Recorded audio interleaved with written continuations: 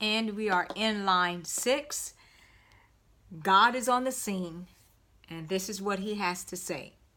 I removed his shoulder from the burden. His hands were freed from the baskets. You called in trouble, and I delivered you. I answered you in the secret place of thunder. I proved you at the waters of Meribah. Selah. And so, elaborating on line 6, I removed his shoulder from the burden. His hands were freed from the baskets. And so, the Israelites had a heavy burden on their shoulder. And the Egyptians put it there. And so, God is saying that he had removed his shoulder from the burden. So, he took the burdens off of the shoulder. And his hands were free from the baskets, all that they were doing. And then 7, he said, you called in trouble, and I delivered you. And this sends us to Exodus 2:23. How many times have we done that? That we called on God, God delivered us, and then we still went our own way after he answered us. So you called in trouble and I delivered you. And that's Exodus 2:23. That says, now it happened in the process of time that the king of Egypt died.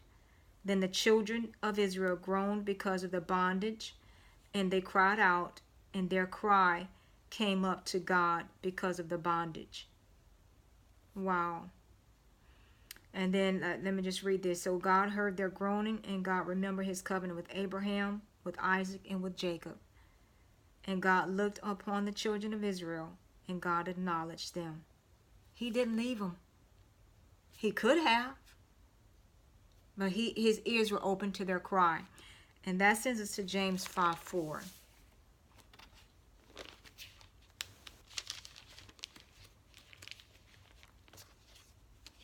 That says, indeed the wages of the laborers who mowed your fields, which you kept back by fraud, cry out, and the cries of the reapers have reached the ears of the Lord of Sabaoth. And that means the Lord of hosts. And they did. And I mean, even us, when we cry out to God, he hears us. And then it says, and also it sends us to Exodus 14:10. It says, you called in trouble and I delivered you. And it sends us also to Exodus 14:10.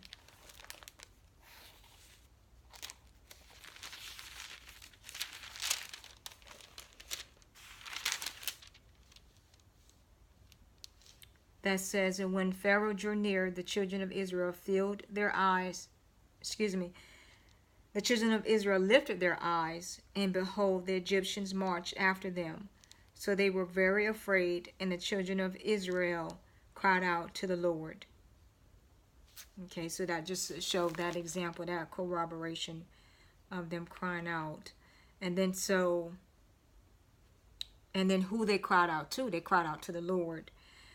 Moving into the B part of 7, it says, in Psalm 81, I answered you in the secret place of thunder. Okay, and that sends us to Exodus 19:19 in 2018. So we're going to Exodus 19:19.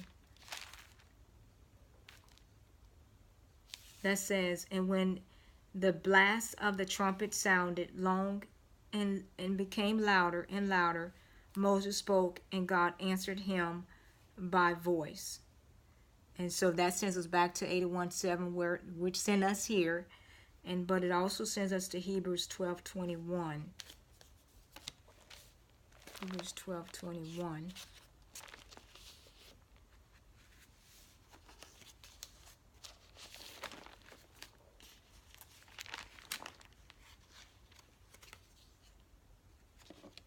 That says, and so terrifying was the sight that Moses said, I am exceedingly afraid and trembling.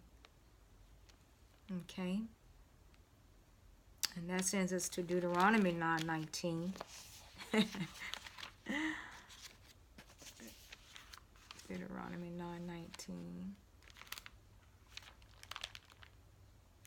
that says, "For I was afraid of the anger and hot displeasure with which the Lord was angry with you to destroy, but the Lord listened to me at that time also." Praise God.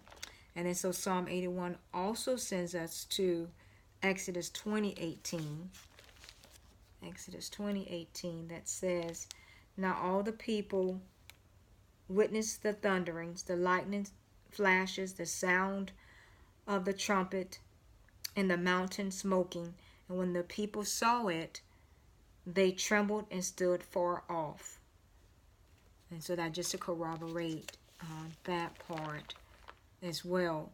And then also in the C part of 7, it says, "I proved you at the waters of Meribah, Selah." And so that sends us to Exodus 17:6 and 7.